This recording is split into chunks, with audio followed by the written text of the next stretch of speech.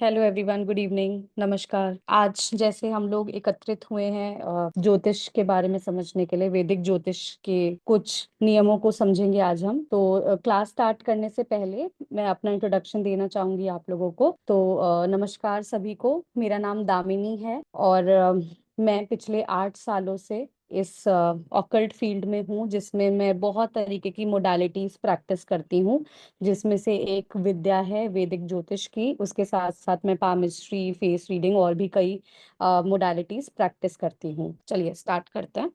आज हम लोग डिस्कस करेंगे कि वैदिक ज्योतिष का ओरिजिनेशन कहाँ से हुआ। थोड़ा इसके बारे में समझेंगे, जो राशियां हैं उनको जानेंगे कि उनके लॉर्ड क्या हैं, उनको क्या कहते हैं, कितने डिग्री की एक राशि होती है, और कैसे हम चार्ट को बेसिक लेवल पे समझते हैं। ठीक है, किस तरह से एक प्रिडिक्शन निकाली जाती है उसके बारे में हम आज बात करेंगे। मैं अपना हाँ, ये ठीक है। सबसे पहले हम बात करते हैं कि वैदिक ज्योतिष का ओरिजिनेशन कहाँ से हुआ, कहाँ से स्टार्ट हुआ। प्लीज म्यूट पे रखिएगा सभी लोग। हाँ जी। तो कोई बताना चाहेगा कि वैदिक ज्योतिष का ओरिजिनेशन कहाँ से हुआ? And I request everyone to please switch on the camera, ताकि क्लास थोड़ी सी इंटरेक्टिव हो पाए, वरना बहुत बोरिंग हो जाएगा, क्लासरूम वाला माहौल हो जाएगा कि टीचर बोलती जा रही है और आप लोग सिर्फ सुन रहे हैं। तो मैं चाहती हूँ सभी लोग अपना कैमरा ऑन कर लें। तो कोई बताना चाहेगा वैदिक ज्योतिष का ओरिजिनेशन कहाँ से हुआ है, उत्पत्ति कहाँ से हुई है? एनीवन? धीरेन्द्र जी, ट्राई करना चाहेंगे तो आप? मैम बेसिकली जो ऋषि पराशर थे, he was hmm. The basic originator. Hmm. And उसमें कुछ चेंजेस जो उनके बेटे हुए वेद व्यास जी उन्होंने किया, उसके बाद उसी के बाद जो जैमिनी उनके पोते हुए उन्होंने इसमें चेंज किया, but originator was Rishi Parashar. Right. So basically Rishi Parashar Maharaj ने वेदास का लेखन किया, जिसमें वेदास में ये सिस्टम क्रिएट किया गया जिसकी तरफ से आप डेट, टाइम और प्लेस और कुछ और चीजों को ऐड करके सीजन को समझ पा रहे थे, मुहूर्त निकाल पा रहे थे। क्योंकि पहले के टाइम पे, महर्षियों के टाइम पर, मुहूर्त का बहुत ज्यादा ही इम्पोर्टेंस था, राइट?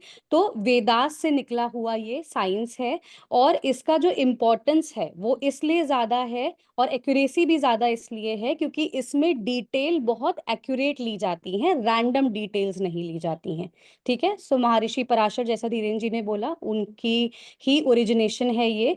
उसके बाद जैसे जैसे ये जो विद्या है ये मॉडिफाई होती चली गई, तो पराशरी का जब पराशरी को और मॉडिफाई किया गया तो इसको 3 ब्रांचेस में डिवाइड कर दिया गया। ठीक है। मेन जो 3 ब्रांचेस हैं ज्योतिष शास्त्र की, सबसे पहली है सिद्धांता। सिद्धांता क्या बताती है? सिद्धांता बेसिकली आपका जो एस्ट्रोनॉमी है, ठीक है, जो मूवमेंट है प्लैनेट्स की, जिस जो इम्पैक्ट नहीं बताती, सिर्फ मूवमेंट बताती है ग्रहों की, उसको सिद्धांत शास्त्र बोलते हैं। उसके बाद आती है संहिता। संहिता आपकी प्रिडिक्शन को बताती है, लेकिन किसी स्पेसिफिक पर्सन की प्रिडिक्शन नहीं। ये इन जनरल डायनेमिक प्रिडिक्शन को बताती है, जैसे किसी नेचुरल डिजास्टर को प्रिडिक्ट करना। ठीक है। कौन सी पॉलिटिकल पार्टी बनेगी, कौन सी पॉलिटिकल पार्टी नहीं बनेगी, उसको बताना।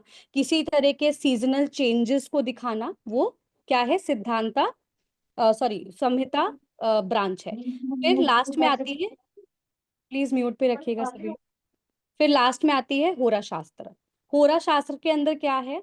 होरा शास्त्र बेसिकली प्रिडिक्शन को देखती है। प्रिडिक्शन का मतलब है, जब किसी व्यक्ति विशेष के बारे में हम चीजें प्रिडिक्ट करते हैं तो वो होरा शास्त्र के अंडर आता है। जैसे कोई व्यक्ति आपके पास आया कि मुझे अपने करियर के बारे में जानना है, अपने मैरिड लाइफ के बारे में जानना है, अपने फाइनेंसेस के बारे में जानना है, सेहत के बारे में जानना है, मुहूर्त अपने लिए निकलवाना है, अपने लिए पंचांग विचरवाना है, तो ये सारी चीजें किस में आएंगी? किसके अंदर आएंगी? कौन सी ब्रांच के अंदर आएंगी? और होरा के अंदर आएंगे। ठीक है। So this is the base of वैदिक ज्योतिष। अब इसको ज्योतिष क्यों बोला जाता है? What is the meaning of this word ज्योतिष? जो कि ज्योति दिखाए आगे के लिए। ज्योति, राइट। ज्योति, एनलाइटमेंट। और इसका जो ओरिजिनल वर्ड है दैट इज ज्योतिषा। ठीक है। ज्योतिष बाद में मॉडिफाई हो गया, बट इट्स ज्योतिषा। ज्योति मतलब एनलाइटमेंट एंड सा मतलब कनेक्शन, तो इसको क्या बोलते हैं? Science of knowledge. ये ऐसी साइंस है जहां पे आपको गेन होती हैं चीजें, आपको जानकारियां प्राप्त होती हैं किसी व्यक्ति विशेष के बारे में, या आप प्लीज म्यूट पे रखिएगा, किसी के बैकग्राउंड से बहुत नॉइज आ रही है। हाँ, कि आपको किसी व्यक्ति विशेष के बारे में जानकारियां प्राप्त होती हैं, या फिर आप किसी को उनके लाइफ के बारे में बता सकते हैं, उनका बेसिकली रोड मैप क्रिएट करवा सकते हैं। ठीक है, अब मैं थोड़ा सा आपको वेस्टर्न एस्ट्रोलॉजी का भी टच दे देती हूँ कि वहां पे किस तरह से इसको डिफाइन किया जाता है। तो दो टर्म हैं जो बहुत कॉमनली यूज होते हैं, एक हीलियोसेंट्रिक और एक जियोसेंट्रिक। सुना है कभी ये वर्ड्स? किसी ने भी सुना है? सुना है। सुना है, क्या है कुछ बता सकते हैं अगर नहीं, कुछ? मैं ज्यादा डिटेल नाम सुना है बस, और एक आध जैसे मैं पढ़ता रहता हूँ तो एक आध बार ये वर्ड्स सामने से निकले, लेकिन कभी ध्यान नहीं दिया मैंने। Okay okay. So basically heliocentric जो कॉन्सेप्ट है, ये वेस्टर्न एस्ट्रोलॉजी से आए हुए कॉन्सेप्ट है, हेलियोसेंट्रिक और जियोसेंट्रिक। तो हेलियोसेंट्रिक का मतलब ये है कि यहाँ पे सूर्य को सेंटर माना गया है। ठीक है, सूर्य ग्रह को सेंटर माना गया है, और ये माना गया है कि बाकी जितने भी ग्रह हैं वो इसके आसपास रिवॉल्व होते हैं। तो astronomy is all related to heliocentric. मतलब जो एस्ट्रोनॉमी हम पढ़ते हैं या एस्ट्रोनॉमी जो लोग प्रैक्टिस करते हैं, वो हेलियोसेंट्रिक मॉडल पे प्रैक्टिस करते हैं। ठीक है, क्योंकि वो क्या देखते हैं, सीजनल चेंजेस देखते हैं, सोलार सिस्टम को समझते हैं, बाकी जो चेंजेस आ रहे हैं यूनिवर्स में उसको समझते हैं। वहीं अगर हम वैदिक ज्योतिष की बात करें तो ये जियोसेंट्रिक है। वैदिक ज्योतिष क्या है?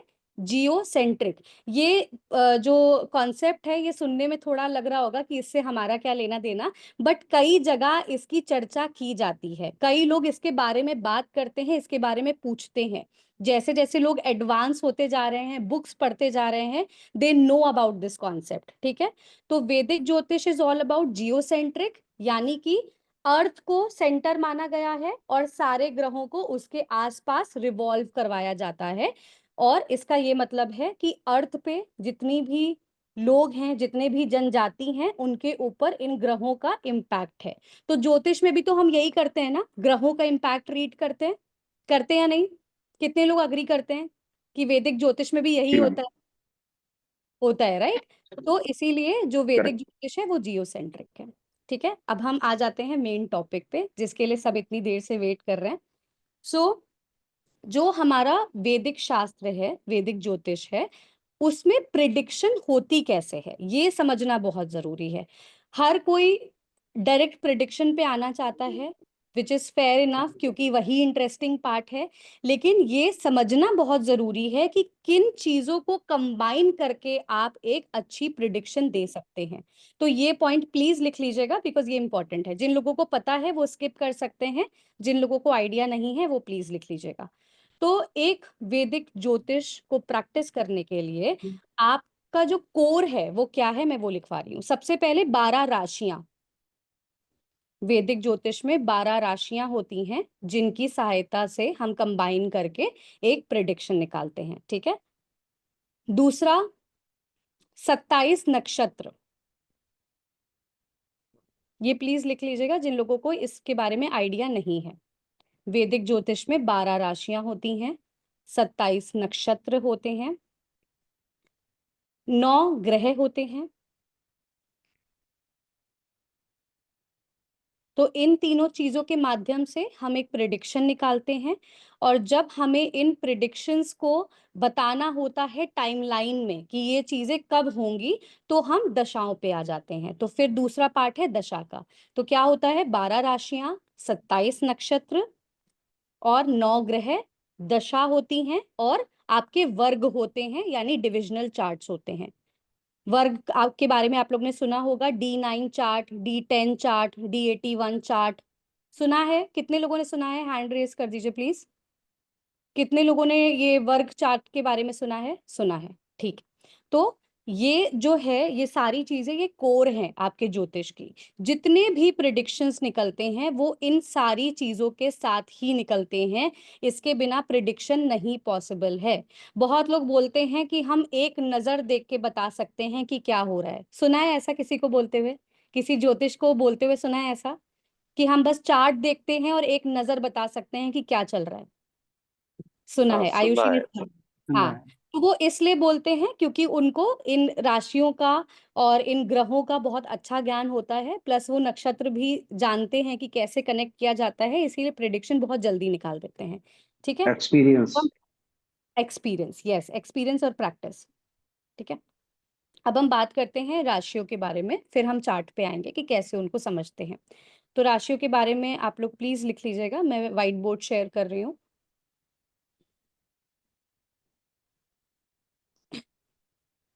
ओके, सो पहली चीज जो आपको समझनी है वो ये है कि हर राशि सिर्फ 30 डिग्री तक ही मूवमेंट करती है। ठीक है, किसी भी घर में कोई भी राशि सिर्फ 30 डिग्री तक ही रह सकती है। जैसे ही 30 डिग्री क्रॉस हो जाएगा वो दूसरे घर में मूव कर जाएगी, शिफ्ट हो जाती है। तो ये चीज अंडरस्टूड होनी चाहिए जब भी हम किसी भी कुंडली को समझ रहे हैं या एनालाइज कर रहे हैं। ठीक है, कोई भी राशि 30 डिग्री से ज्यादा किसी एक घर में नहीं रुक सकती।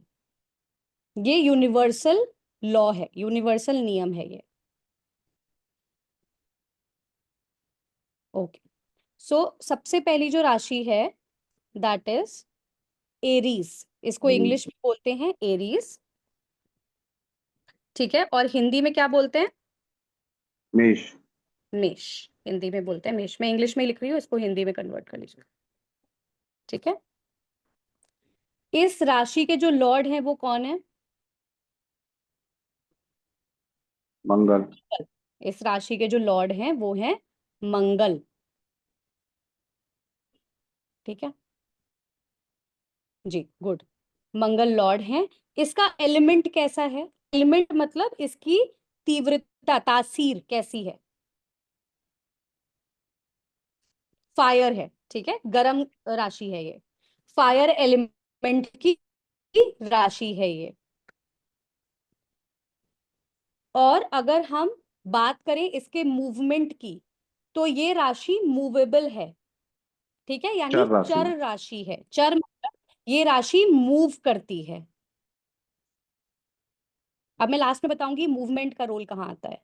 ठीक है, लिख लिया सभी ने? एरीज राशि है, इसको हिंदी में बोलते हैं मेष राशि। जो इनके लॉर्ड हैं, स्वामी हैं, उनको बोलते हैं मंगल, यानी कि मार्स। एलिमेंट कैसा है इसका? कोई रिपीट करेगा? एलिमेंट कैसा है इसका? फायर। Fire, good. एलिमेंट से अग्नि क्या तत्व। मतलब? अग्नि तत्व।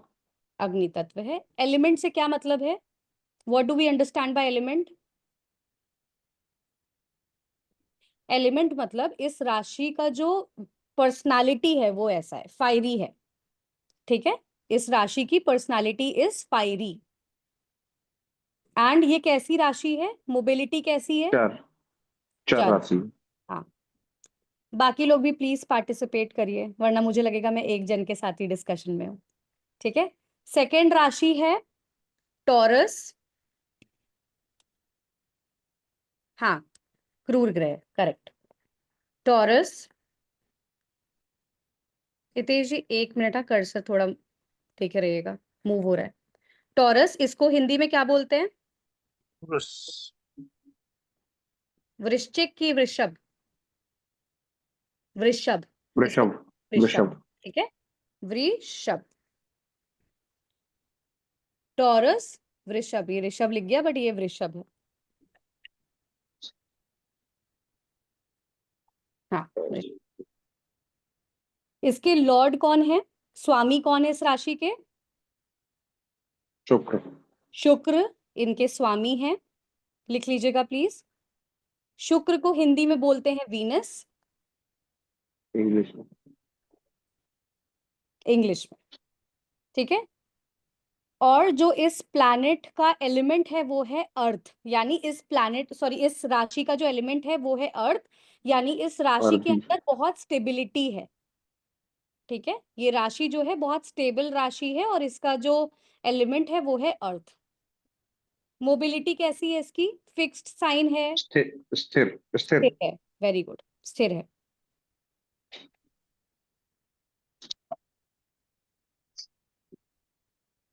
थर्ड राशि बताइए।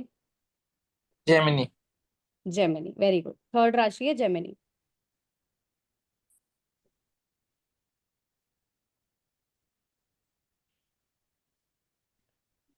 इसको हिंदी में क्या बोलेंगे? कन्या। तुम। मिथुन। मिथुन राशि। ओ ठीक, सॉरी, मिथुन। मिथुन राशि है ये। इसके स्वामी कौन है? बुध। बुध, बुध। Very good. बुध को हिंदी में क्या बोलेंगे, सॉरी इंग्लिश में क्या मरकरी। बोलेंगे? मरकरी, है ना। इसका मरकरी। एलिमेंट क्या होना चाहिए? वायु। वायु, एयर एलिमेंट है इसका। जिसको समझ नहीं आ रहा है प्लीज बता दीजिएगा, मैं रिपीट कर दूंगी। और ये कैसी राशि है? चर, द्विस्वभाव। स्थिर है कि द्विस्वभाव? द्विस्वभाव है, यानी द्विस्वभाव। डुअल है। द्विस्वभाव। डुअल का मतलब है कि इसकी डिग्री पे डिपेंड करता है कि ये मूवेबल होगी या स्थिर होगी। ये द्विस्वभाव बिहेव करती है। अभी आप सिर्फ इतना लिख लीजिए कि ये डुअल मूवमेंट राशि है। कौन सी डिग्री तक ये स्थिर रहती है और कौन सी डिग्री से ये मूव करती है वो मैं अभी आपको बता दूंगी। फोर्थ राशि कौन सी है? कर्क। कर्क, इंग्लिश में क्या बोलेंगे? कैंसर। कैंसर। फोर्थ राशि है कैंसर, हिंदी में बोलते हैं कर्क। इसके लॉर्ड कौन है? मून। इसके लॉर्ड हैं मून, यानी कि चंद्रमा। इसका एलिमेंट क्या होगा? जल। जल तत्व राशि है, वाटर एलिमेंट है इसका। ये कैसी होगी? मूवमेंट होगा, स्थिरता होगी या द्विस्वभाव होगी? चर। यस, मूवेबल है ये, ठीक है। कैंसर राशि के लॉर्ड हैं चंद्रमा, जल तत्व राशि है और मूवमेंट है इसमें, मूवेबल है। फिफ्थ कौन सा साइन है? फिफ्थ साइन कौन सा है? लियो। इसको हिंदी में क्या बोलेंगे? सिंह। सिंह राशि, ठीक है। इसके लॉर्ड कौन है, स्वामी कौन है? सूर्य। सूर्य। सूर्य को हिंदी में क्या बोले, सॉरी इंग्लिश में क्या बोलेंगे? सन, ठीक है। इसका तत्व कैसा है? अग्नि तत्व। अग्नि तत्व है, ठीक है। और मोबिलिटी कैसी है? स्थिर। फिक्स्ड है। रिपीट कर दे रही हूं, लियो फिफ्थ नंबर की राशि है, जिसको हम हिंदी में बोलेंगे सिंह राशि। इसके स्वामी हैं सूर्य, सूर्य को हम इंग्लिश में बोलते हैं सन। और उसके अलावा इसका जो तत्व है वो है अग्नि तत्व। और ये कैसी राशि है? स्थिर राशि है, यानी इसमें मूवमेंट नहीं है। सिक्स नंबर की राशि, बाकी लोग बताइए। धीरेन्द्र जी वर्गो। क्या बताइए? वर्गो, वर्गो। Very good. वर्गो, ठीक है। वर्गो को हिंदी में क्या बोलेंगे? कन्या। कन्या। इसके लॉर्ड कौन होने चाहिए? बुध। बुध। बुध को इंग्लिश में क्या बोलेंगे? मर्क्यूरी। यस। एंड इसका एलिमेंट कैसा है? ईयर। अर्थ। विरोचन। अर्थ अर्थ सॉरी हाँ, अर्थ। एलिमेंट है अर्थ। है। हाँ जी, हाँ जी। ओके, इसका एलिमेंट है अर्थ और इसकी मोबिलिटी कैसी है बताइए? स्थिर। स्थिर स्थिर है? राशि। द्विस्वभाव। पक्का? द्विस्वभाव होगी। द्वि स्वभाव है, करेक्ट, ठीक है। डुअल नेचर की राशि है ये। डुअल नेचर जब हम बोलते हैं तो इसका मतलब ये है कि ये सर्टेन डिग्री तक मूवमेंट रखती है और उसके बाद ये स्थिर हो जाती है, ठीक है। 30 डिग्री तक सेम नहीं रहता इसका मूवमेंट। जब भी हम बोलें कि ये डुअल साइन है तो आपको इस तरह से समझना है। नेक्स्ट सेवेंथ राशि कौन सी है बताइए, बाकी लोग। तुला। हाँ जी, तुला। तुला। इंग्लिश में क्या बोलेंगे? लीब्रा। लीब्रा। लीब्रा राशि सेवेंथ नंबर की राशि है और इसको हम हिंदी में बोलते हैं तुला राशि। इनके स्वामी कौन है? शुक्र। शुक्र, इंग्लिश में वीनस। तत्व क्या है इस राशि का? वायु। वायु, एयर एलिमेंट की ये राशि है। और इसकी मूवमेंट कैसी है, मोबिलिटी कैसी है? मूवेबल है, ठीक है। 8 नंबर की राशि कौन सी है? स्कॉर्पियो। वृश्चिक। यस, वृश्चिक। स्कॉर्पियो, हिंदी में वृश्चिक।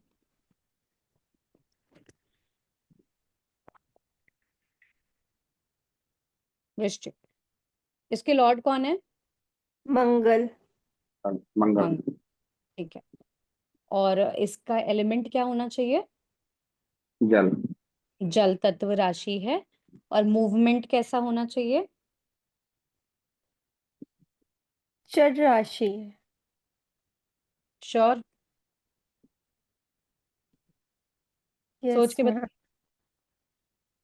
स्कॉर्पियो जल। फिक्स राशि है, फिक्स्ड, ठीक है, मूव नहीं करती, स्थिर है, ठीक है, इसमें मूवमेंट नहीं है। लिब्रा चल। ठीक, हाँ लिब्रा जी। चल। नहीं, कुछ नहीं। 9 नंबर पे कौन सी राशि है? वेजिटेरियन। हिंदी में क्या बोलेंगे? धन। धनु। धनु, लॉर्ड कौन है? बृहस्पति। बृहस्पति यानी कि जुपिटर। गुरु। इसका एलिमेंट क्या है? फायर एलिमेंट है। Fire. Very good, fire element है। और कैसा इसका मूवमेंट है, बताइए। स्थिर। स्थिर। स्थिर नहीं है। द्विस्वभाव। द्विस्वभाव। यस, डुअल है ये, ठीक है, डुअल साइन की राशि है, साजिटेरियस। ओके, 3 4 5 6 7 8। ओ डिलीट कर दिया क्या मैंने? लिख दे रही हूँ दोबारा से। क्लियर हुआ धीरेन्द्र जी? जी ठीक है। हाँ, ठीक है। अब हम 10th नंबर की राशि के बारे में बात करेंगे, कौन सी है? 10th, Capricorn. Capricorn, very good. क्या बोलते हैं हिंदी में? मकर। मकर, लॉर्ड कौन है? शनि। शनि यानी कि सैटर्न, इंग्लिश में बोलेंगे सैटर्न, हिंदी में शनिदेव। कैसा एलिमेंट है इसका?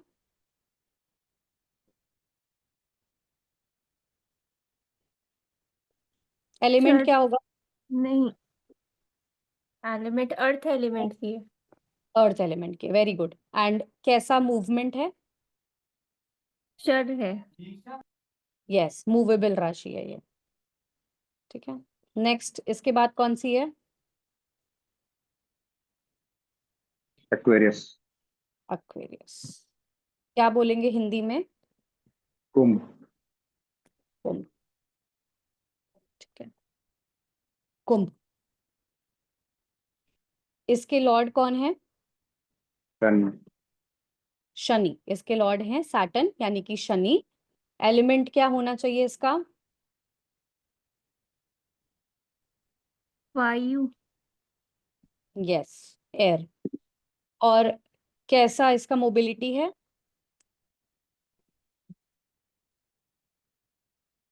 फिर। स्थिर, करेक्ट, हम्म, फिक्स साइन है ये, ठीक है। एंड लास्ट पे कौन सी राशि आती है, सबसे लास्ट 12th नंबर मीन। की राशि? मीन। मीन। इंग्लिश में क्या बोलेंगे? आईसीएस।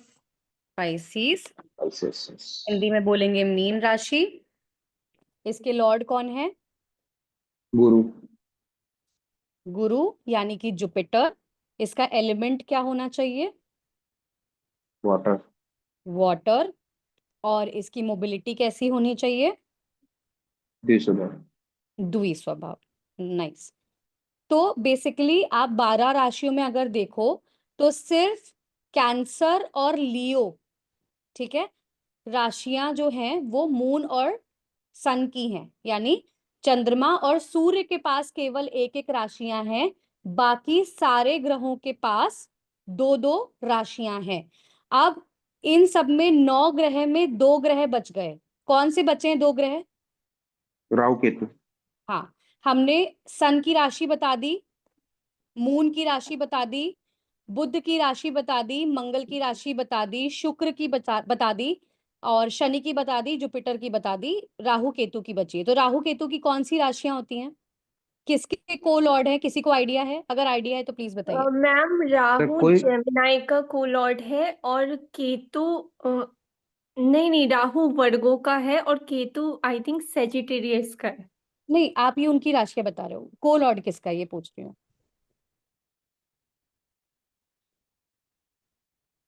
किसी को आइडिया है को लॉर्ड के बारे में? नहीं है। नहीं मैम। सो बेसिकली जो आपकी अक्वेरियस राशि है उसके स्वामी कौन है? कुंभ राशि के स्वामी कौन है? शनि शनि शनि। शनि। ठीक है, कुंभ राशि के को लॉर्ड राहु भी हैं, यानी जहां पे भी आपकी अक्वेरियस राशि है उसके लॉर्ड शनि और शनि और राहु दोनों बन जाते हैं। ठीक है, इसीलिए जिनके सेकंड हाउस में एक्वेरियस राशि आती है, ऐसे लोगों के लिए बोला जाता है कि ऐसे लोगों के पास पैसा अच्छा आता है, क्योंकि राहु सेकंड हाउस में पैसा बढ़िया देता है, नॉर्मली बोलते हैं ना ऐसा। तो अक्वेरियस राशि के को लॉर्ड है राहु। इसको लिख लीजिएगा please, this is very important, क्योंकि कई जगह ये रोल प्ले करता है जब हम प्रिडिक्शन पे आते हैं। ठीक है, उसी तरह केतु किसके को लॉर्ड होने चाहिए?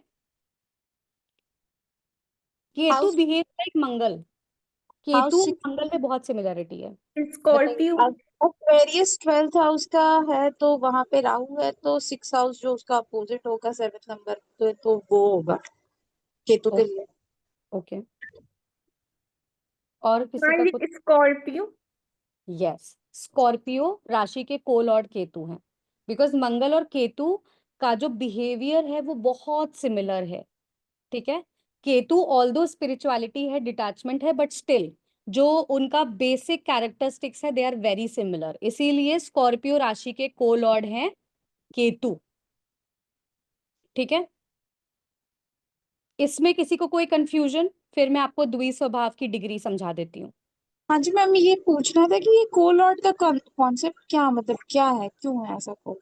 हाँ, कोलॉट का कॉन्सेप्ट ये है, बेसिकली राहु केतु के लिए ना अलग अलग डेफिनेशंस हैं। कई लोग बोलते हैं कि राहु का जो उच्च की राशि है दैट इज जेमिनी, बहुत लोगों के हिसाब से राहु की जो उच्च राशि है वो आपकी वर्गो है, या नीच राशि वर्गो है, तो ये कंफ्यूजन बहुत है। लेकिन ये जो ग्रह हैं, ठीक है, राहु जैसे जब बात करें हम सिमिलैरिटी की, तो वो सैटर्न से बहुत सिमिलर बिहेव करता है राहु, इसीलिए हमने अक्वेरियस राशि को उसके साथ जोड़ दिया है, बिकॉज अक्वेरियस राशि अपने आप में वैसी है।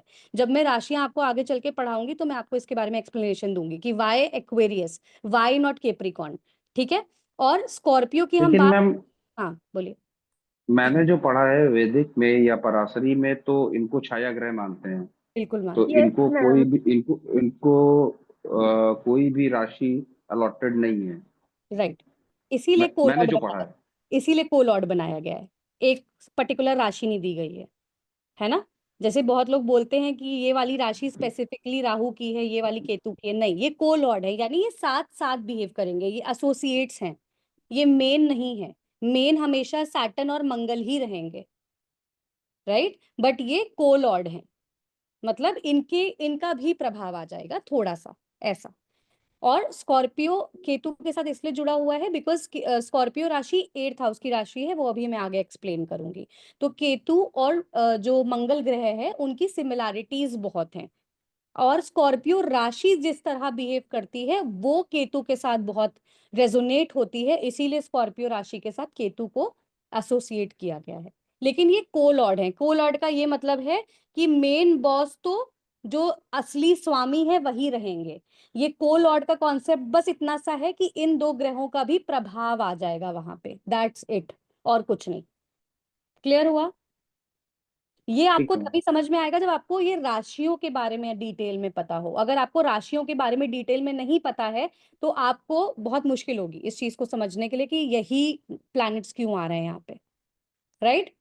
ठीक है, और किसी को कोई क्वेश्चन इनके लॉर्ड से रिलेटेड या इनका जो एलिमेंट है उससे रिलेटेड? जो लोग पहली बार पढ़ रहे हैं उनको डेफिनेटली कोई क्वेश्चन होगा तो प्लीज बताइए, आई विल श्योरली आंसर। हाँ मैम, एक चीज और जो है, जो मेरे माइंड में हमेशा चलता रहता है कि किस, जैसे जितनी भी 12 राशियां, हम्म उन सबको कोई ना कोई लॉर्ड अलॉट है, तो हम्म उसका बेस क्या होता है? कोई भी जैसे मेष को जो भी या लियो को सन या कैंसर को मून, तो उसका कॉन्सेप्ट क्या होता है कोई भी लॉर्ड अलॉट करने का? ठीक है, वो मैं बेसिकली राशियों का टॉपिक है तो अभी बताना बहुत अर्ली हो जाएगा, बट मैं आपको एक आइडिया दे देती हूँ। जो ये राशियां हैं इनका जो बिहेवियर है, जिस तरह ये बिहेव करते हैं उसके हिसाब से इनके लॉर्ड्स को रखा गया है, ठीक है? और ये जो राशियों का कॉन्सेप्ट है ये बेसिकली आप ऐसे समझ सकते हो, एक सर्कल था उसको डिवाइड कर दिया गया 12 भाग में।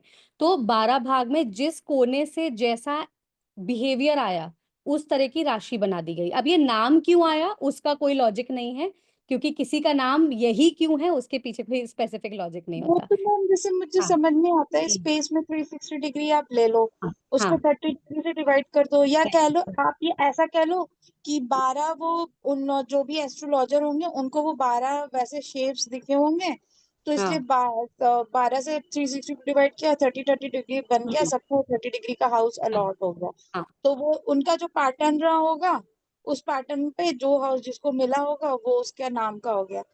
लेकिन हाँ फिर प्लैनेट्स तो अलॉटमेंट वाली बात हो गई ना। जैसे बिल्कुल, हाउस तो वो खुद में ओन करते हैं, उनका हाँ वो एरिया ही है। तो हम्म स्कॉर्पियो स्कॉर्पियो का 8वां जोन वो एरिया ही है, तो हम्म वो 8th हाउस में ही आ रहा है। लेकिन हम्म, लॉर्ड तो हम मतलब प्लैनेट्स तो हम अलॉट कर रहे हैं ना, तो हमें यही नहीं समझ में आ रहा है कि प्लैनेट्स का जो राशियों का अलॉटमेंट है कि इस राशि को ये प्लैनेट अलॉट होगा। हाँ वो हाँ स्कॉर्पियो को मार्स, हाँ कैंसर को मून, लियो को सन, तो हम्म। उसका बेसिस क्या है, आधार क्या है? मैं यही आपको एक मेन है। आइडिया, मैं ओवरव्यू दे देती हूँ, डिटेल में तो अभी जाना पॉसिबल नहीं है बट ओवरव्यू जरूर दे देती हूँ। जैसे काल पुरुष कुंडली आपको आइडिया है रोहिणी? काल पुरुष कुंडली क्या हाँ जी, हाँ जी, हाँ जी। है जी। ना? फर्स्ट हाउस में एरीज राशि आती है। जी। फर्स्ट हाउस क्या है? हम खुद हैं, ठीक है? हम हाँ जो जी। हमारी पर्सनालिटी है, जो हमारा व्यक्तित्व है, वो फर्स्ट हाउस है, कैरेक्टर हमारा। तो उसका कारक कौन है? बॉडी का कारक कौन है? शरीर का कारक आत्मा। प्लैनेट कौन सा है? सूर्य। शरीर का कारक सूर्य। वो आत्मा का कारक है। सूर्य आत्मा बॉडी कारक का तो मास होता है, मार्स। मार्स बॉडी का होता है। बॉडी हाँ। का कारक मार्स होता है और फर्स्ट हाउस में नेचुरली एरीज साइन आता है, इसलिए मार्स को उसका लॉर्ड बनाया गया, अच्छा। ठीक है? सेकंड हाउस किसका है? सेकंड हाउस में नेचुरली कौन सी राशि आती है? टॉरस। टॉरस। टॉरस आती है। सेकंड हाउस किसका है? सेकंड हमारा नेक जो हमारा नेक होता है। नेक का है। मैम ब्यूटी स्पीच का है। का भी होता है, जो स्पीच का हम है। बोलते हैं। ब्यूटी का है। हाँ। पैसों हाँ। का है। फैमिली का। हाँ, पैसों का फैमिली है, फैमिली। का भी। धन राइट? धन भाव है। हाँ, इसीलिए वीनस को रखा गया, because Venus is luxury, Venus is सुंदरता, ब्यूटिफिकेशन। मैम कुटुंब का भी तो बोला जाता है ना, सेकंड हाउस जो फैमिली है, लीनेज है।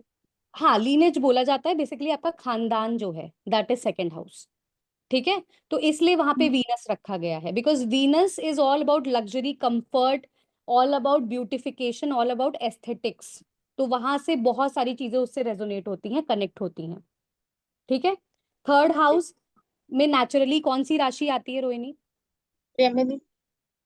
जेमिनी आती है, ठीक है? हम्म, और थर्ड हाउस किस चीज का है?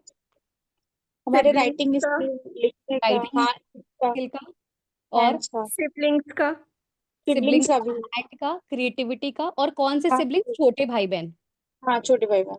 और हाँ। छोटे भाई बहन का कारक कौन है? मर्क्यूरी। मरकरी, इसलिए मरकरी वहां का लॉर्ड है, ओ। हाँ, ठीक हाँ, है? ये इस तो तरह से। लॉजिकल है, ये तो काफी लॉजिकल है। हाँ, हाँ। फोर्थ हाउस में, फोर्थ हाउस आपकी माता का है, ठीक है? मदर भी, आपके हाँ। परिवार का है, जो ग्रह सुख होता है ना, आपकी फैमिली का हाँ। जो सुख होता है उसका हाउस है फोर्थ हाउस, ठीक है? तो वहां पे Happy चंद्रमा इसलिए है बिकॉज चंद्रमा मन का कारक है, तो मन अच्छा रहेगा, मन बढ़िया रहेगा तो आप हाँ घर को भी बढ़िया से चला पाओगे, ठीक है।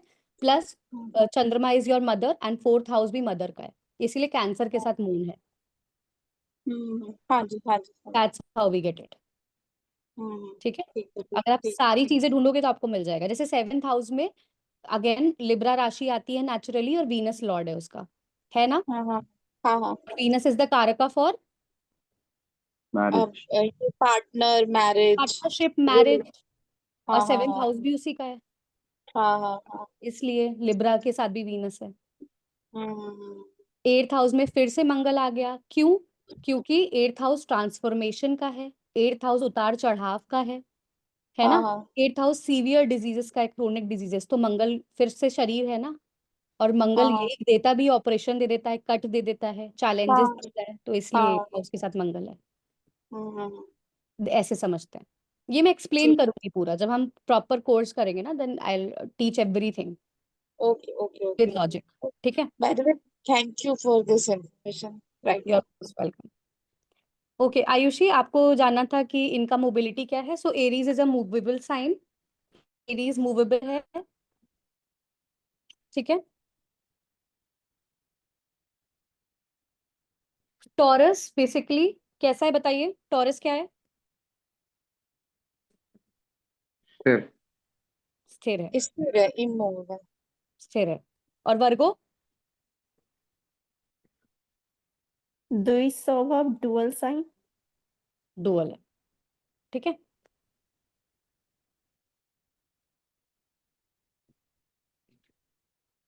ओके, डुअल साइन का भी मैं आपको कॉन्सेप्ट क्लियर कर देती हूँ, give me a minute please, इसको डिलीट कर दूं। हम्म अभी तक आप लोग सिर्फ ये सुनते आए होंगे कि ये राशि द्विस्वभाव है, डुअल है, सुना है सभी ने। इसके आगे किसी ने सुना है कि डुअल साइन का क्या मतलब हुआ? यस मैम, थोड़ा हाँ, बहुत। क्या सुना है आपने डुअल साइन का मतलब?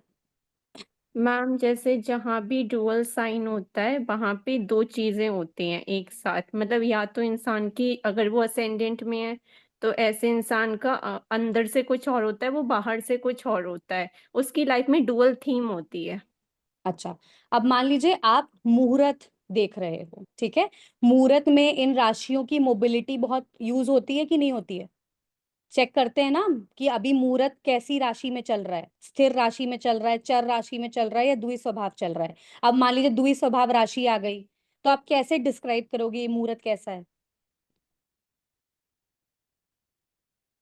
बताइए। हम मुहूर्त शास्त्र नहीं पढ़ा। अच्छा, नहीं पढ़ा, सुना है? यस मैम, मैंने भी नहीं पढ़ा। नहीं पढ़ा है, ठीक है, तो मैं इसको एक्सप्लेन कर देती हूँ। जब आपका जो राशि है वो 0 to 15 डिग्री की होती है, प्लीज लिख लीजिएगा ये चीज। जो भी द्विस्वभाव राशियां हैं, डुअल साइन है, ये चीज सिर्फ उनके लिए है। कौन कौन सी है डुअल साइन की राशियां? वर्गो, और पाइसिस, और सैजिटेरियस। हाँ, 3 है, और भी कोई है? 3, 6, बस, 9, 12। हाँ, 3, 6, 9, 12, ठीक है। जेमिनी, वर्गो, सैजिटेरियस और पाइसीज, ये 4 डुअल साइन है। अब जब ये जो राशि है ये 0 to 15 डिग्री की होगी तो ये मूवेबल होती है, ठीक है। अगर ये राशि 0 से लेके 15 डिग्री की है तो ये मूवेबल राशि की तरह बिहेव करेगी, यानी मूवमेंट होगा। अभी आपको सिर्फ इतना समझना है, ये कहाँ अप्लाई होगा, कैसे अप्लाई होगा, ये थोड़ा डिटेल टॉपिक है, ठीक है। तो क्या बोला मैंने, जब 0 to 15 डिग्री की ये द्विस्वभाव राशि होगी तो क्या होगा, मूवमेंट होगा, ठीक है।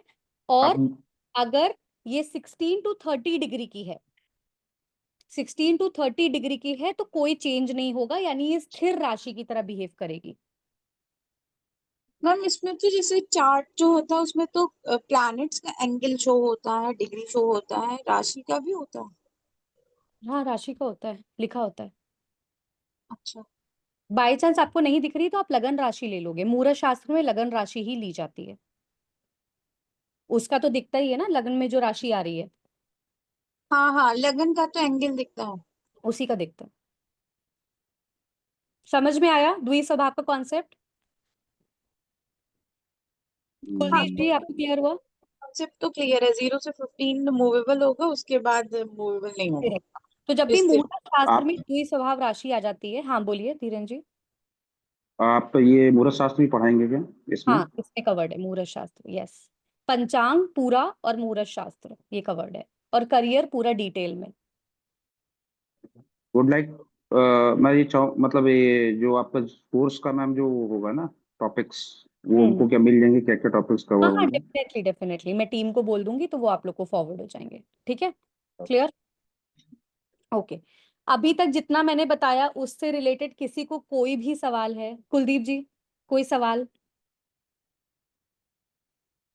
प्लीज अनम्यूट कर लीजिए।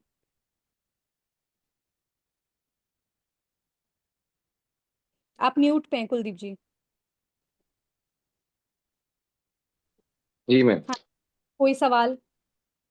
नहीं मैम, सवाल नहीं है, मेरे को थोड़ा सा एक चीज में मैं थोड़ा सा अटका हूँ अभी बीच में। जैसे बताइए। आपने मेष मेष राशि का मंगल बताया, चर बताई और अग्नि इसका तत्व बताया। जी जबकि दूसरे में भी अगर हम वृश्चिक राशि में जाते हैं तो इसका भी मंगल है। लेकिन आपने इसकी जो बताया स्थिर बता दिया तत्व, और तत्व इसका वायु हाँ बताया। ठीक है, तो हाँ ये दोनों मतलब राशि के हिसाब से बदल गया।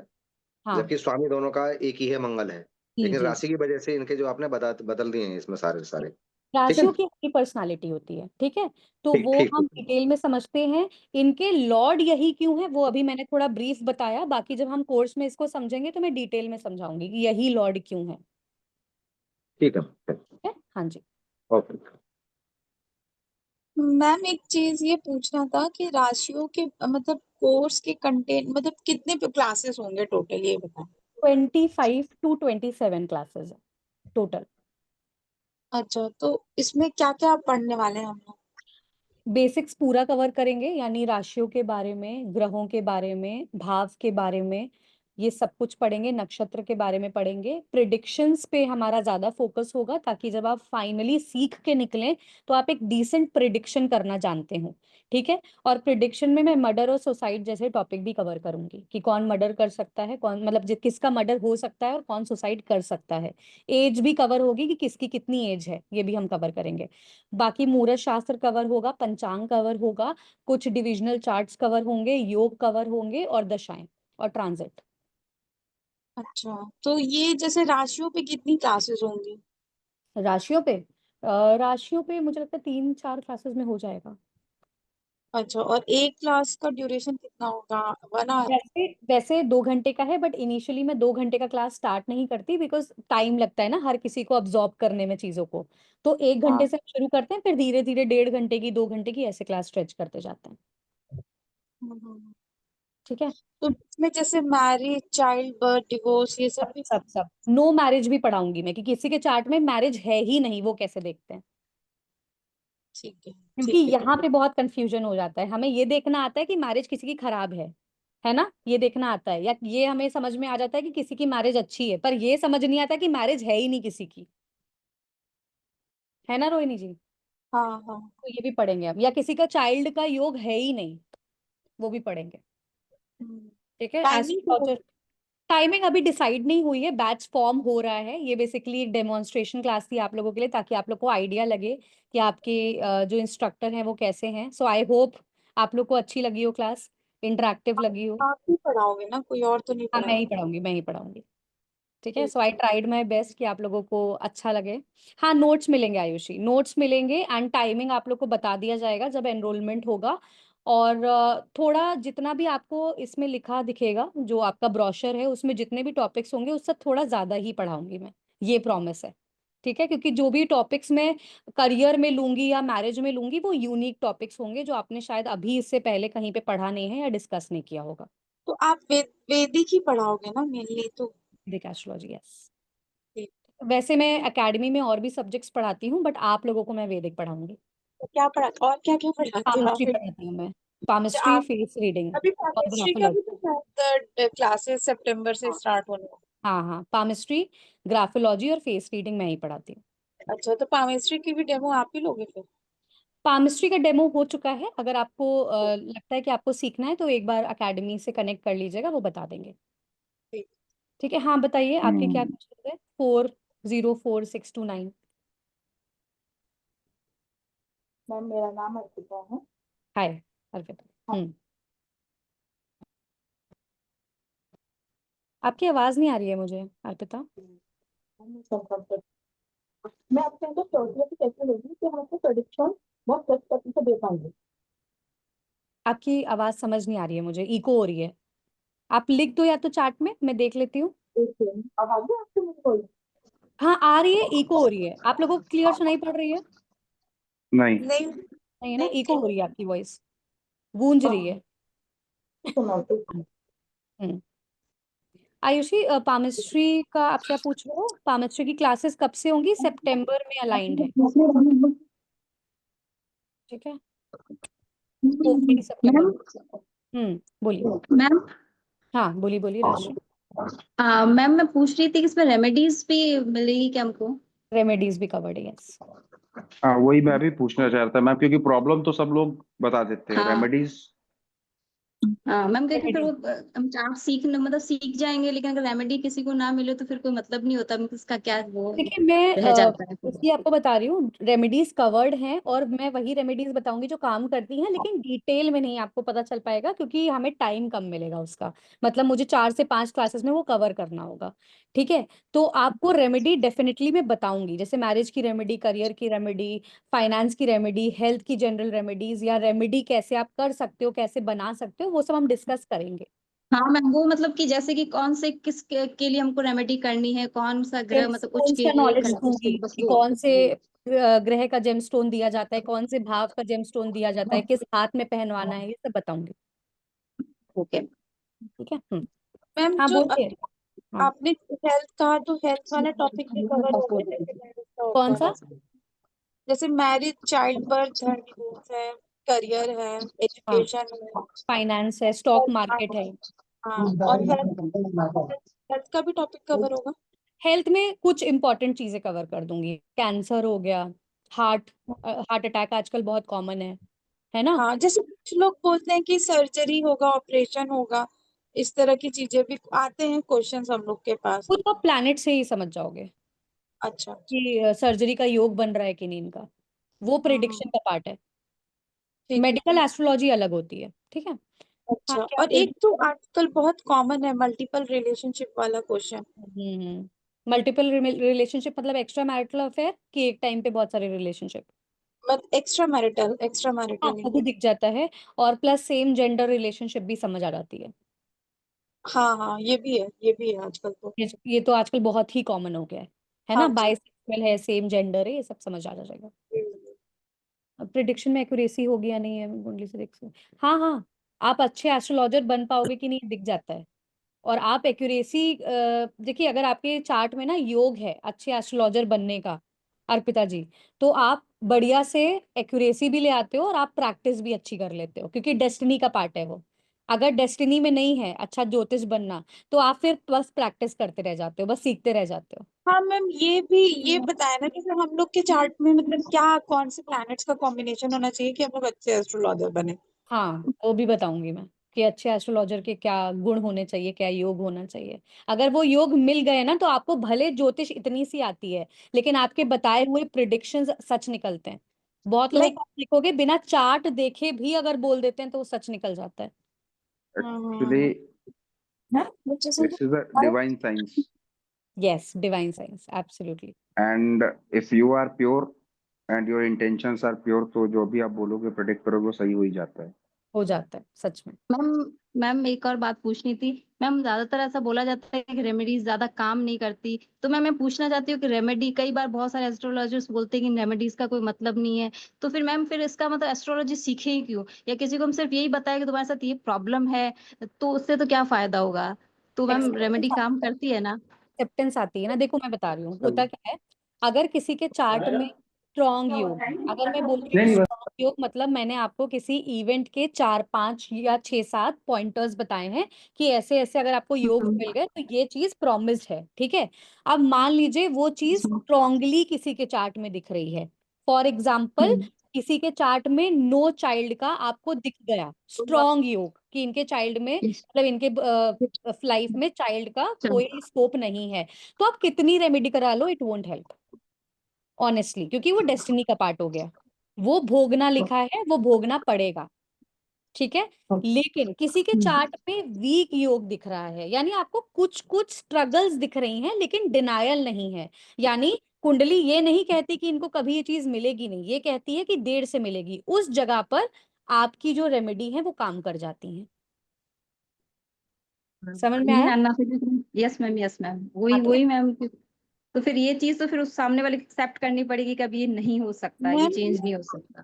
हाँ व्हाइट बोर्ड शो हो रहा है मुझे, हाँ, हो सकता। वाइट ही लगाया मैंने। अच्छा अच्छा। हाँ, तो बेसिकली ज्योतिष ना आपको एक्सेप्टेंस में ले आती है, एज अ पर्सन भी आप एक्सेप्टेंस में चले जाते हो और साथ साथ आप लोगों को भी ये चीज समझा पाते हो। तो ज्योतिष इस चीज में बहुत मदद करती है। अब किसी के चार्ट में डाइवोर्स प्रॉमिस्ड है, डाइवोर्स यस होगा मैम। ही होगा, आप कितनी रेमेडी कर लो, इट वोंट हेल्प। मैम तो और ये चीजें फिक्स तभी हो सकती है जब हम दूसरे और चार्ट, सिर्फ एक बर्थ चार्ट देखने से नहीं होता ना। ये सब चीजें जो नहीं बहुत फिक्स हम बताएंगे वो तो बहुत सारे दूसरे चार्ट देखने से नहीं पता नहीं, चलेगा हम मैं लोगों को भाई। लग्न चार्ट और चंद्र लग्न से ही ज्यादातर बताऊंगी। नवमांश का रोल आता है, लेकिन नवमांश का रोल उस लेवल पे आता है जब आप बहुत बारीकी पे पहुंच जाओ। लेकिन अगर आपको कंफर्मेशन चाहिए तो सिर्फ लग्न कुंडली और चंद्र कुंडली से आप कंफर्मेशन दे सकते हो 100%। इसीलिए ओके मैम। कई बार देखा गया है कि जिन लोगों को थोड़ा ज्ञान होता है ज्योतिष का, वो ज्यादा अच्छी प्रिडिक्शन देते हैं एज कम्पेयर टू पुराने लोग, क्योंकि वो सिर्फ ओके लग्न मैम। कुंडली पे स्टिक रहते हैं।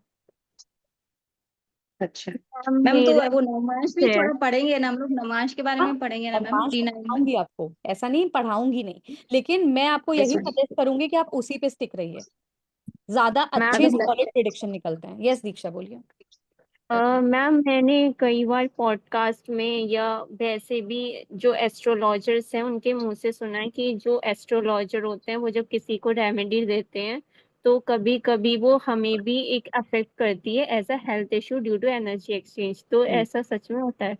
होता है जब आप डेस्टिनी के अगेंस्ट जाने की कोशिश करते हैं। जैसे मान यस लीजिए मैम। आपको गया चार्ट में कि ये चीज ठीक नहीं हो सकती, फॉर एग्जाम्पल, आप फिर भी उनको फॉल्स होप दे रहे हो कि ये करवा लो और मैं ठीक करके दे दूंगी, तो ठीक भी नहीं होगी, प्लस आपके ऊपर भी आ जाएगा।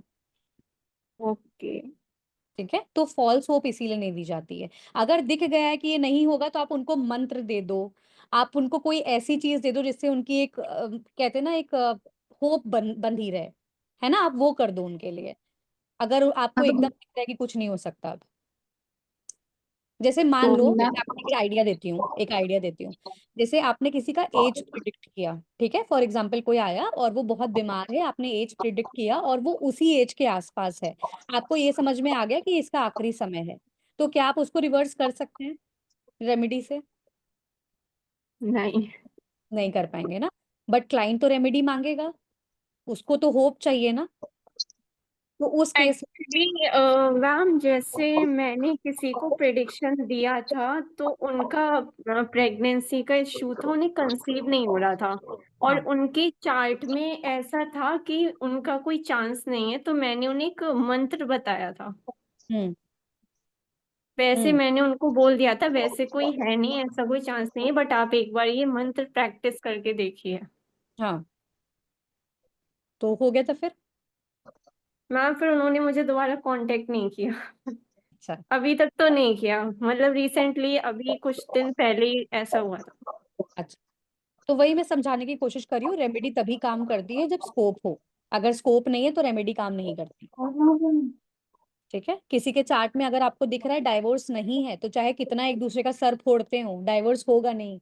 कोई भी रेमेडी करके देख लीजिए। आप टाइमिंग ऑफ इवेंट्स बताओगे कि किसी का, जैसे क्वेश्चंस लोगों के आते हैं कि जॉब कब लगेगी या शादी हाँ, कब होगी। दशाओं के थ्रू भी बताऊंगी और वैसे भी कैलकुलेट करना बताऊंगी, एंड ट्रांजिट से भी, तीनों चीजें। ठीक है। और एक चीज और बहुत देर से मैं पूछना चाह रही हूँ, प्लीज डोंट माइंड, स्टार्टिंग का मेरा 15 मिनट छूट गया था, हाँ हाँ, कि आपका पूरा नाम क्या है मैम? मेरा पूरा नाम है Damini Shukla. Okay okay, thank you. Welcome. Ma'am तुमको सर्टिफिकेट भी मिलेगा ना इसके लिए? हाँ, सर्टिफिकेट मिलेगा, रिकॉर्डिंग्स भी मिलेंगी, life time ma'am access. Class over हो गई हो तो लीव कर दूं? हाँ हाँ, लीव कर सकते हैं, अभी तो नॉर्मल डिस्कशन चल रहा है। ठीक है, थैंक यू। चलिए। सो आई होप मैंने सभी के क्वेश्चंस आंसर कर दिए हैं। अगर किसी का कोई क्वेश्चन बचा है तो क्विकली बता दीजिए, I will be answering and then हम रैप अप करते हैं। क्लासेस कब से स्टार्ट होंगी मैम ये? अभी बैच फॉर्म हो रहा है and it will depend on the students. तो अगर पूरा स्ट्रेंथ हो गया कंप्लीट तो फिर हम स्टार्ट कर देंगे। मैम एक क्वेश्चन है। बोलिए। मैम अगर हम पेड कोर्स लेते हैं तो ऐसा हो सकता है कि ये जो एकेडमी है इसके थ्रू हमें कोई क्लाइंट्स वगैरह मिले? आई रियली डोंट नो कि ऐसा होता है या नहीं, तो मुझे इसके लिए पूछना पड़ेगा। वैसे केस स्टडीज तो बहुत सारी दी जाती हैं बट पेड क्लाइंट्स मुझे पूछना पड़ेगा। ये पहला ओ, क्वेश्चन है मेरे पास ऐसा, तो मैं पूछ के बताऊंगी, ठीक है। हाँ क्योंकि मैम कुछ कोर्सेज ऐसा करते हैं ना, ऑफर करते हैं कि आप ले लो कोर्स तो हम आपको अलॉट कर देंगे। हाँ लेकिन वो बहुत लॉन्ग टर्म कोर्स होते हैं, 1 साल का कोर्स है, 6 महीने का कोर्स है, तब उस केस में। वरना मैं पूछ लूंगी, ऐसा नहीं है कि मैं पूछूंगी नहीं, I clear it and let you know, ठीक है। Okay, thank you. मैम ये कोर्स कितने महीने का है? ये 25 क्लासेस होंगी इसमें एंड वीकली 2 क्लासेस होती हैं, तो कैलकुलेट कर लो आप। Okay ma'am. मैम तो इसमें ऑलमोस्ट हमारा पूरा प्रिडिक्शन, हम रीडिंग करना सब कुछ हम लोग वो सब मतलब एक ज्योतिष बन जाएंगे या कर हाँ, पाएंगे आपको मैं ये अच्छे अश्योरेंस से? दे सकती हूँ कि मैं इजी वे में आपको प्रिडिक्शन करना सिखाऊंगी। मैं बहुत कॉम्प्लेक्स मेथड्स चूज नहीं करती, मुझे पर्सनली ओके वो मैम। पसंद नहीं है, क्योंकि कोई भी मैम काम क्योंकि जब बेसिक कॉम्प्लेक्स तो हो जाता है ना तो हम डिटैच हो जाते हैं उससे। Yes ma'am, yes ma'am, yes. तो इसीलिए मैम मैं ये भी एक ज्योतिष का मैम एक भी ये भी है कि डर भी लगता है एक्चुअली। हम लोग हम्म सीखते हैं फिर हमें बहुत सारी चीजें पता चलती है तो हम अपने फैमिली या उस पे थोड़ा सा अप्लाई करते हैं, तब हमारे अंदर डर भी आ जाता है कि हमें ये चीज क्यों जाननी है, पहले ही हम क्यों जाने। तो लेकिन वो चीज हो जाती है मैम। लेकिन एक्सेप्टेंस होनी चाहिए। जैसे विद टाइम मुझे एक्सेप्टेंस हो गई है ना, तो आप लोगों को भी हो जाएगी। जैसे जैसे आप चार्ट्स देखते जाओगे, केस स्टडीज पढ़ते जाओगे, आपको हो जाएगी। हाँ, पितृदोष जादू टोना किन पे काम करता है, किन का अलाइनमेंट स्पिरिचुअल लेवल पे ज्यादा है, किनको पैरानॉर्मल एक्टिविटीज ज्यादा इनकाउंटर होती हैं, सब कुछ बताऊंगी मैं। कौन मैम ड्रिंक तो कर। ये भी हो सकता है ना मैम, किसी की बहुत कुंडली किस ज्यादा अच्छी ना हो, लेकिन अगर हमारे कर्म अच्छे हो या हम स्पिरिचुअल हो तो चीजें थोड़ी बहुत चेंज हो सकती है ना मैम? आप कर्म भी तो तभी अच्छे करोगे ना जब चार्ट में प्रॉमिस्ड होगा। मैम मैंने एक ये सुना है कि एक अगर आपकी पूरी कुंडली खराब हो बट अगर आपका असेंडेंट लॉर्ड अच्छा होता है या कोई एक भी प्लैनेट बहुत अच्छा होता है तो वो संभाल लेता है। डिपेंड करता है कि वो कहाँ का लॉर्ड है, डिपेंड ओके। करता है। अब मान लीजिए वो धन भाव का स्वामी है और बहुत अच्छा है, तो लाइफ कितनी भी खराब हो पैसा आता रहेगा, ठीक है। या 7th हाउस का स्वामी बहुत अच्छा है, तो लाइफ कितनी भी खराब हो मैरिड लाइफ ठीक ठाक चलेगी। लेकिन डिपेंड करता है, मान लीजिए बीमारियों के घर का जो स्वामी है वो अच्छा हो जाए फिर। अच्छा मैम ऐसा भी होता है कि अगर कहीं से भी सेवेंथ लॉर्ड का कनेक्शन राहु से हो जाए तो चीटिंग होना ही होना है? नहीं, नॉट नेसेसरी, चीटिंग नहीं होता। मतलब आप ये समझ सकते हो कि आपका पार्टनर बाहर के लोगों पे अट्रैक्ट हो जाता है, इन्फ्लुएंस होने लगता है। फिजिकल चीटिंग इन्वॉल्व होगी या नहीं वो अलग फैक्टर्स से पता चलता है। चीटिंग के भी बहुत पैरामीटर्स होते हैं ना। ओके ओके एक होता है कि मैंने किसी से सिर्फ फ्लर्ट कर लिया नॉर्मल, एक होता है मैंने किसी से बातचीत कर ली, है ना, वो भी चीटिंग ओके में काउंट हो गया। एक होता है फिजिकल इंटीमेसी, और एक होता है कि ओके मुझे घर बसाना है किसी के साथ, तो लेवल्स हैं उसके भी, ओके। तो ठीक है। कुंडली से चार्ट से लेवल्स भी शो होता है? मतलब इंटेंसिटी पता चलती है कि कितना इंटेंस है ये इवेंट। हाँ हाँ। हल्का फुल्का होने वाला है कि प्रॉपर होगा, फीस वगैरह कोर्स की क्या होगी, कुछ आएगा? वो आपको एकेडमी से पता चल जाएगा। जैसे अगर आप अच्छा। इंटरेस्ट शो करोगे ना तो एकेडमी से इन्फॉर्म हो जाएगा।